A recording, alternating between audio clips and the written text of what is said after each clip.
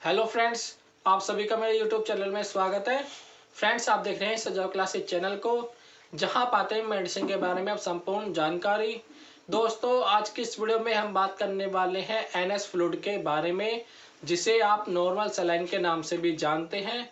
और दोस्तों, ये जो फ्लूइड होता है, इसका यूज जो किया जाता है आईवी लाइन द्वारा यूज किया जाता है, यानी इसे आईवी यूज किया जाता है। और फ्रेंड्स, साथ साथ बात करेंगे हम इसकी स्ट्रेंथ की, यानी जब बाजार में मार्केट में से खरीदने के लिए जाते हैं तो आपको किसकी स्ट्रेंथ में आपको ये मिल जाता है। और साथ साथ बात करेंगे दोस्तों हम इसके यूजेस की, यानी ये जो फ्लूइड होता है इसका यूज कहाँ कहाँ किया जाता है। और फ्रेंड्स, बात करेंगे उसके साइड इफेक्ट की, यानी जो फ्लूइड होता है इसके क्या क्या साइड इफेक्ट पाए जाते हैं, वो क्या क्या होते हैं। और वीडियो के लास्ट में बात करेंगे दोस्तों इसकी वार्निंग्स की, यानी ये जो फ्लूइड लगाते हैं इसे लगाते समय में क्या क्या सावधानी बरतना चाहिए। दोस्तों, अगर आप मेरी YouTube वीडियो को पहली बार देख रहे हैं तो मेरे चैनल को सब्सक्राइब कर लीजिएगा और साथ साथ बेल आइकन को प्रेस कर लीजिएगा, जिससे मेरी नई वीडियो की नोटिफिकेशन सबसे पहले आपको मिल सके। आइए जानते हैं दोस्तों इस फ्लूइड के बारे में कुछ नई बातें।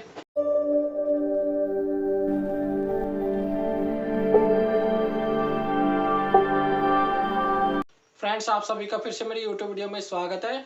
फ्रेंड्स, आप बात करते हैं इस फ्लूइड के बारे में, यानी ये जो फ्लूइड होता है इसे आप एनएस के नाम से भी जानते हैं या फिर नॉर्मल सलाइन के नाम से भी जाना जाता है। और दोस्तों, ये अपने जेनेरिक नाम से भी मिल जाता है, यानी एनएस के नाम से भी आपको ये मिल जाता है। और दोस्तों, ये जो फ्लूइड होता है ये सिंगल डोज में ही लगाना होता है, यानी इसे एक बार ही यूज किया जाता है। और फ्रेंड्स, अगर इसके यूज की बात करी जाए, यानी इसका यूज जो किया जाता है डायल्यूएंट की तरह यूज किया जाता है, यानी इसका इंजेक्शन घोलने के लिए ज्यादातर प्रयोग में लाई जाती है। और फ्रेंड्स, बात करते हैं उसकी स्ट्रेंथ की, यानी जो एनएस होती है वो किसकी स्ट्रेंथ में आपको बाजार में मिल जाती है। या आपको 100 ml में मिल जाती है, 500 ml में मिल जाती है और 1000 ml में आपको आसानी से मिल जाती है। दोस्तों, अगर इसके यूज की बात करी जाए, जो एनएस होती है इसका यूज कहाँ कहाँ किया जाता है, यानी इसका यूज जो किया जाता है ज्यादातर डिहाइड्रेशन के समय इसका यूज किया जाता है।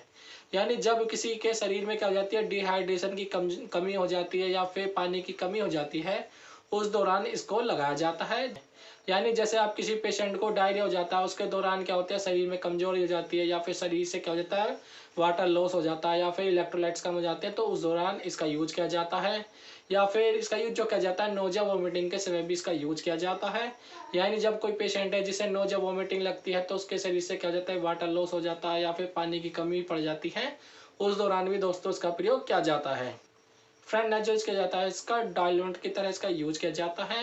यानी बहुत से इंजेक्शन ऐसे होते हैं जो पाउडर फॉर्म में मिलते हैं, तो उसे घोलने के लिए दोस्तों इस फ्लूइड का यूज किया जाता है। और फ्रेंड, साथ ही साथ इस फ्लूइड का यूज जो किया जाता है जब कोई पेशेंट है जिन्हें चोट लग गई होती है या फिर इंजरी हो जाती है या फिर घाव हो जाता है, तो उसको धोने में भी इसका प्रयोग किया जाता है। और फ्रेंड, नेक्स्ट यूज किया जाता है इसका डायबिटीज पेशेंट में भी इसका प्रयोग किया जाता है। यानी जब कोई पेशेंट है जिसे डायबिटीज हो जाती है, जब वहाँ पर डीएनएस नहीं लगाते हैं, तो एनएस का प्रयोग वहाँ पर किया जाता है। फ्रेंड्स, नेक्स्ट यूज किया जाता है इसका बर्न कंडीशन में भी इसका प्रयोग किया जाता है। यानी कोई पेशेंट है जो जल गया होता है या फिर बर्न हो गया होता है, तो उसके जो घाव होते हैं उनको वॉश करने के लिए दोस्तों इसका प्रयोग किया जाता है। और साथ ही साथ इसका यूज जो किया जाता है दोस्तों वाटर लॉस में यूज किया जाता है। यानी जब कोई पेशेंट है जिसके शरीर से वाटर लॉस ज़्यादा हो जाता है, तो उस दौरान भी दोस्तों इसका प्रयोग किया जाता है। और फ्रेंड, नेक्स्ट बात करते हैं उसके साइड इफेक्ट की, यानी जो फ्लूइड होता है इसके क्या क्या साइड इफेक्ट पाए जाते हैं। इससे क्या हो सकता है, शरीर में स्वेलिंग आ सकती है या फिर इससे क्या हो सकता है, आपके जो आपके सोडियम लेवल होता है वो बढ़ जाता है। फ्रेंड, नेक्स्ट बात करते हैं उसके वार्निंग्स की, यानी इसे लगाते समय में क्या क्या सावधानी बरतना चाहिए। यदि कोई पेशेंट है जिसे हमने एनएस लगाई है या फिर एनएस कहीं से लीकेज होती है, तो इसका वहाँ पर प्रयोग नहीं करना चाहिए दोस्तों।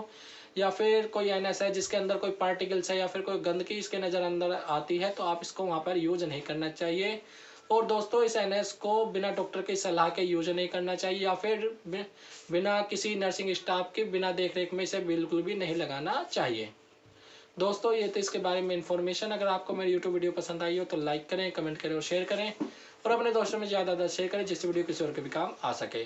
फ्रेंड्स, अगर आपने अभी तक मेरा यूट्यूब चैनल सब्सक्राइब नहीं किया है तो मेरे चैनल को सब्सक्राइब कर लीजिएगा और साथ साथ बेल आइकन को प्रेस कर लीजिएगा, जिससे मेरी नई वीडियो की नोटिफिकेशन सबसे पहले आपको मिल सके।